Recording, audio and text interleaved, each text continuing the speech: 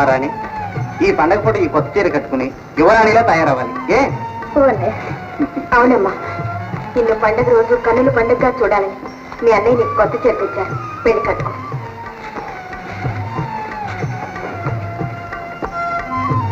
సీత, ఏమండి? పండగలకి పబ్బాలకి చెల్లెలకి మాత్రమే కొత్త చీరలు తీసుకొస్తున్నాను. నోరు విప్పి అడగవు సరే, మనసులో నేనా బాధపడుతున్నాను. మీరింతేనా నన్ను అర్థం చేసుకుంది? మీరు మాత్రం కొత్త బట్టలు కొనుక్కుని ఎన్నాళ్ళేంటి? చేసేది డ్రైవర్ ఉద్యోగం. అందరికీ కొత్త బట్టలు కావాలంటే కుటుంబం ఎలా గడుస్తుంది? ఏమండి, నా ఆనందం కట్టుకునే కొత్త చీరలో లేదండి, కట్టుకున్న భర్తతోనే ఉంది. సీత, పేరుకు తగ్గ మనిషి అనిపించావు. ఉండు.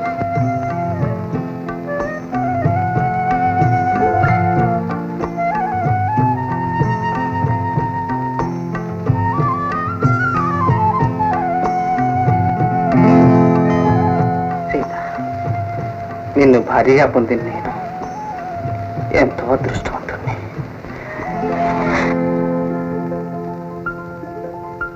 అబ్బా ఉండండి, రాణి వస్తుందేమో. ఎక్కడికి? భోజనాలు వడ్డించొద్దు. మీ తమ్ముడు వాసు రాకుండానే? వాడు వేరకు వస్తాడని నమ్మకమే ఉంది. నిన్ననగా ఇల్లు విడిచి వెళ్ళాడు. అదిగో మాట్లాడే వచ్చాడు. వాసు, పండగ పూటనైనా ఇంటి పట్టున ఉండకూడదు? అదే ఉండాలని అనుకున్నాను, కానీ ఉద్యోగం ఊరు చుట్టూ తిరగటమేనా? అదే అది కాదు బావా, ఉద్యోగం కోసం ఒకరితో మాట్లాడటానికి వెళ్ళాను. ఏదిరా ఉద్యోగం? ఇల్లు పట్టినట్టు పోకి వాళ్ళతో నీ ఇష్టం వచ్చినట్టు తిరగటమేనా ఉద్యోగం? వాసు, తల్లిదండ్రులు లేని వాడివి, పెళ్లి కావాల్సిన వాడివి, స్థితిని గుర్తించి నడుచుకోవటం కూడా చాలా అవసరం. సరే సరే వాసు, ఈ పూట సంవత్సరాలు కొత్త బట్టలు పెట్టాలి. పెళ్లి కట్టుకో. రాణి, అమ్మ రాణి, త్వరగా రామ్మా.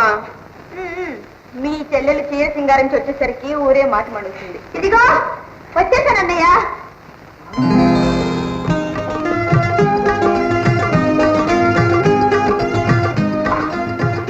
నా రాణి, నా చెల్లెలు రాణి. చూడు సీత, ఈ కొంటి పిల్ల అనుకున్నట్లు అచ్చం యువరాణిలా తయారైంది. సీత, దిష్టి తగిలినట్టు నువ్వు వెళితే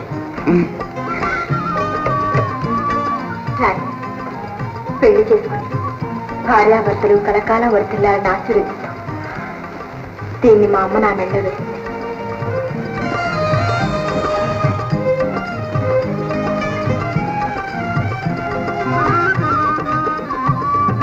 వదినా, పసుపు కుంకుమలతో 1000 ఏళ్ళు వర్తిల్లమ్మా.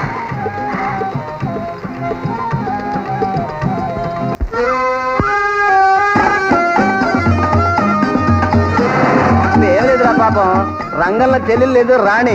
రాణిని మనవాడు తెగ ప్రేమించేస్తున్నాడు. నవ్వండిరా, నవ్వండి. నవ్విన నాపితేనే పండుతుంది. చందమామ లాంటి ఆ రాణిని తప్పకుండా పెళ్లి చేసుకుంటాను. ఆ పెళ్లికి మీరంతా తప్పక వచ్చి తీరుతారు. భలే ఛాన్స్ కొట్టేశావురా, అదృష్టవంతుడు. రంగంలోకి ఈ సంగతి తెలిసిందంటే షాపు. అది చూద్దాం.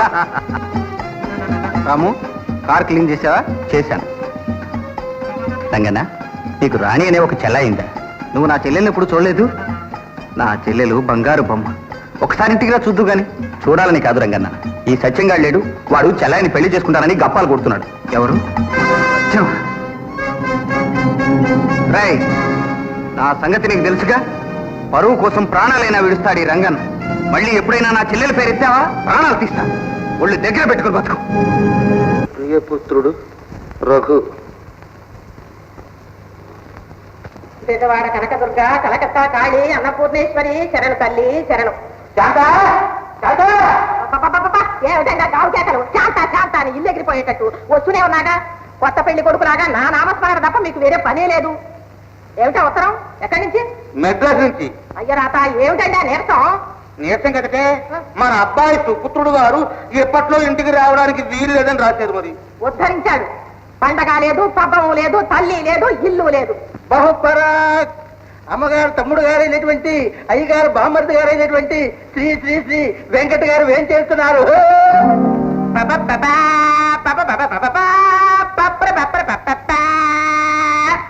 గుడ్ మార్నింగ్ బావా. గుడ్ మార్నింగ్ అక్కయ్య. మా తమ్ముడే ఒరే వెంకట్, నువ్వైనా మర్చిపోకుండా పండగకి వచ్చావురా. చూసారండి, అనుకున్నట్టే వచ్చేసాడు మా తమ్ముడు. ఎవరో వచ్చేసాడు ఆ కేసు ఒట్టించు మేస్తాడు. ఏమిటి బావా? ఏం లేదు, ఈ మధ్యన యాత్రా స్పెషల్లో బలాదూరు తిరుగుతున్నావని నీ అక్క చెప్పింది. నీ వాటం చూస్తే ఊరు విడిచిపెట్టినట్టే కనబడలేదు. ఏమిటి రేపు పగట వేసిన? అలా అడుగు చెప్తాను. న్యాయం అనేది ఒక చీకటి గది, అందులో లాయరు కాంతిని వెలిగిమ్మే కరెంటు దీపం. ప్రస్తుతం నడుస్తున్న న్యాయం క్షణక్షణం ఫ్యూజ్ అయిపోయి ప్రజల్ని కన్ఫ్యూజ్ చేసేస్తుంది. అందువల్ల ప్రజా రక్షణార్థమై, I mean excuse me my lord, ప్రజా రక్షణార్థమై మనమే లాయర్ అయితే ఎలా ఉంటుందా అని ఎక్స్పెరిమెంట్ చేశాం. ఇది రిజల్ట్. ఎలా ఉంది బా? నెక్లీ లేదు ఆ మాటకి అంటే అన్నావు, ఇంకెక్కడ అనక. అంటాను అంటే ఏం లేదు, పాత చెప్పుల కోసం వెతుకుతారు అంటాను. బావా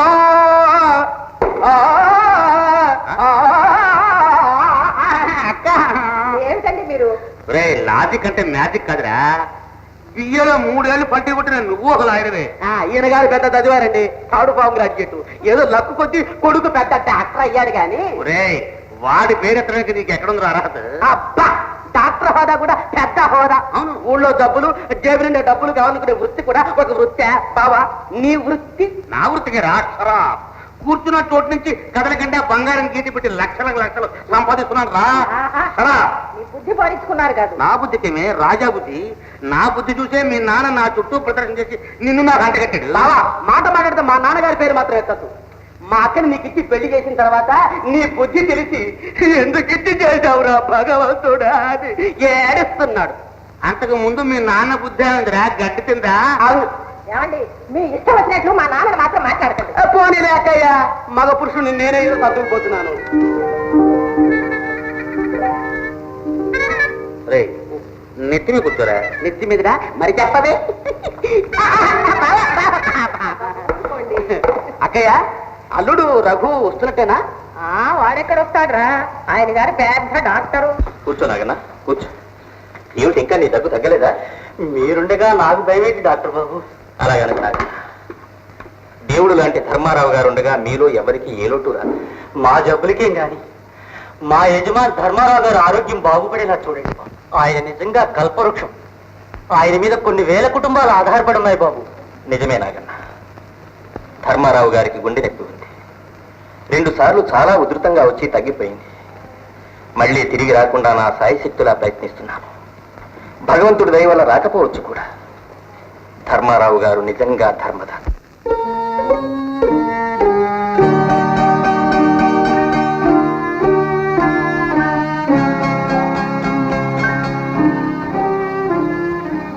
మేనేజర్ గారు, అయ్యా, డాక్టర్ గారికి ఫోన్ చేయండి. అలాగే.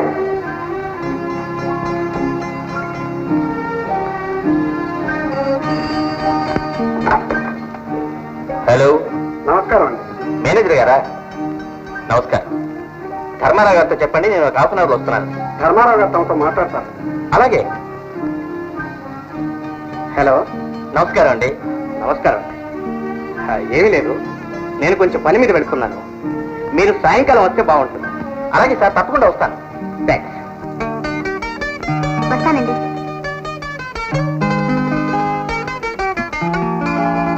హలో మిస్ పంకజం. హలో వెంకట్, ఏమిటిది? మీరు లాయర్ అయ్యారా? ఓహో, కనిపించడాలా? కాలేజీ చదువు అంటేనే బుర్రకెక్కేది కాదు. బుర్రకెక్కడం వేరు, డిగ్రీ పుచ్చుకోవడం వేరు.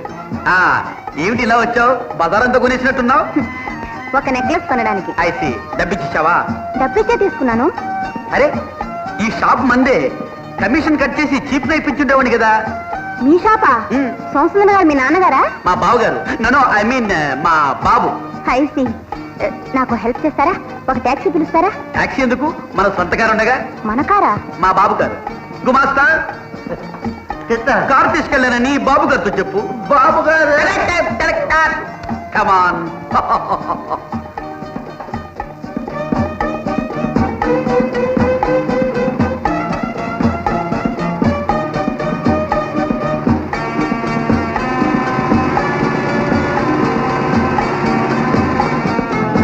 గుమస్తా, కారేది మీతో చెప్పమని చెప్పి వెంకట గారు కారు తీసుకెళ్లారండి. ఆడు కారు తీసుకెళ్తే చూస్తూ ఊరుకున్నావా? భోజనం టైం కారు కావాలని తెలీదు. ఏంటో టాక్సీ బిల్లు? టాటే ఏ టాటే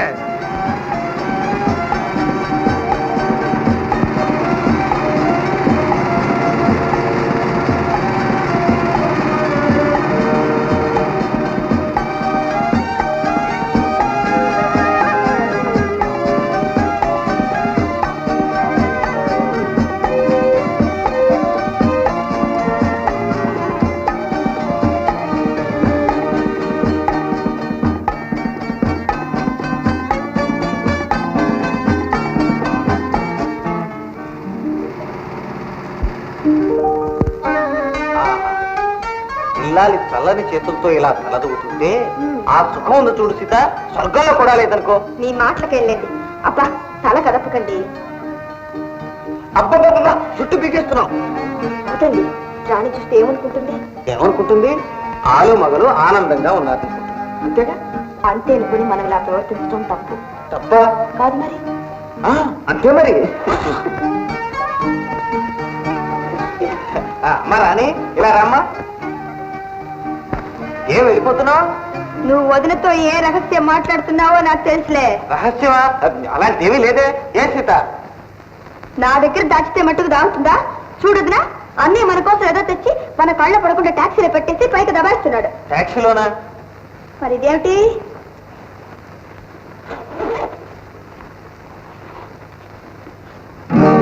అయ్య బాబోయ్ ఎంత డబ్బు!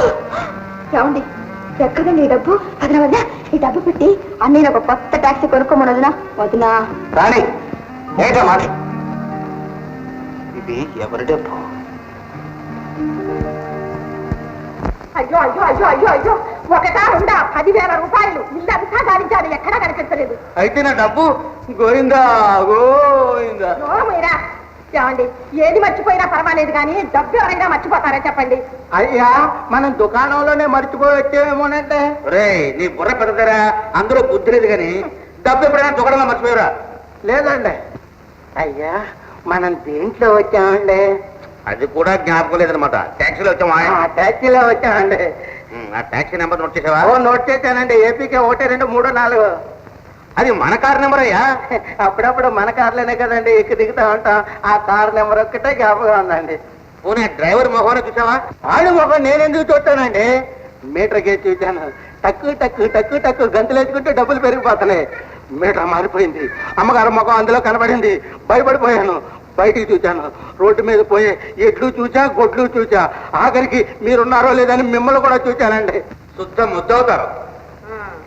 చూడండి కారులో ఎవరెవరు వచ్చారు? అదేమిటే పెద్ద పోలీస్ ఆఫీసర్లా కడుతున్నావు? అనుకుని అడిగిన దానికి సరిగ్గా సమాధానం చెప్పండి. ఇంకెవరుంటారు అక్కయ్య? మన గుమాస్తా ఆంజనేయుడు బావగారు.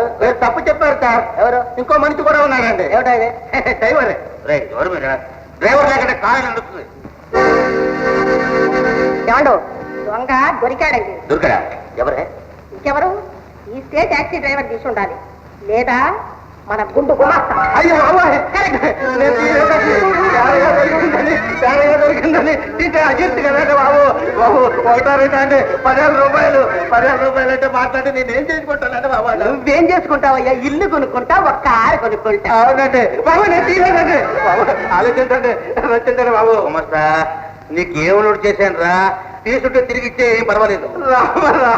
ఆ రాముడు ఇటువంటి వెధవ పని చూడు. ఆంజనేయులు ఇంత డబ్బు నీ జన్మలో నువ్వు సంపాదించలేవు నాయన. ఆ డబ్బుకి నువ్వు తీసుంటే నువ్వు తిరిగి ఇవ్వద్దు. నేను తీయలేదండి బాబు. ఇవ్వద్దు నాయన. తీయలేదండి బాబు. ఇవ్వద్దు నాయన. ఇలాంటి మంచి బుద్ధి ఎంతమందికి నేర్పుతావురా? ఇదే ఫస్ట్ కేసు. ఉచిత సలహా. అయ్యా మీ దగ్గర ఎంతో కాలం నుంచి పని చేస్తున్నానండి బాబు. అవును ఇలాంటి వెధవ పని చేయలేదు కనుకనే ఇంతకాలం నా దగ్గర ఉన్నావు. అంటే ఇప్పుడు చేశానంటారా? చేసినట్లు నీ దొంగ చూపులే చెప్తున్నాయి. నా చూపే అంటమ్మా. అవునవును పుట్టకతో పుట్టిన బుద్ధి పుల్లల్లో పెడితే కానిపోదు. ఏమండి మీరు పోలీసులకు ఫోన్ చేస్తారా, నన్ను చేయమంటారా? ఉండు మీరు రోగం నేను కుదురుస్తాను.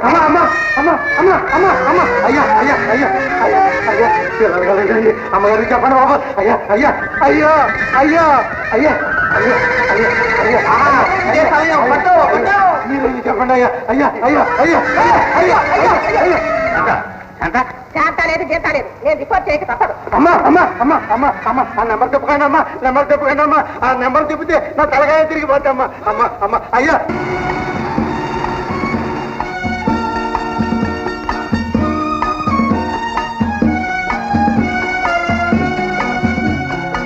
అరే మనీ పర్స్ నీ ట్యాక్సీలో మర్చిపోయారు బావగారు.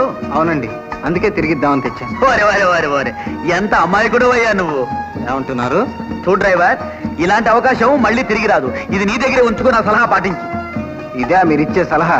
చాలండి, ఇది వరకు ఇచ్చేయాలి. చూడు, నీకంత బరువు అయితే నాకివ్వయ్యా, బంగారంలో దాచుకుంటాను.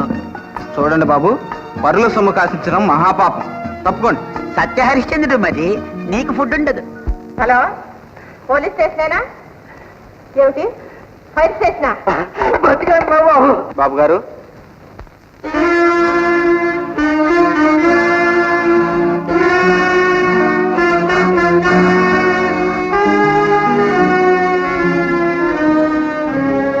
అమ్మగారు, అయ్యారు, డబ్బు దొరికిందండి. ఏమండి, ముందు ఆ బ్యాగ్ తీసుకోండి, వెళ్ళండి.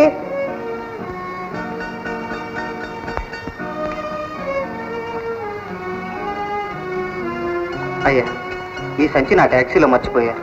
డబ్బంతా సరిగ్గా ఉందో లేదో చూసుకోండి బాబు.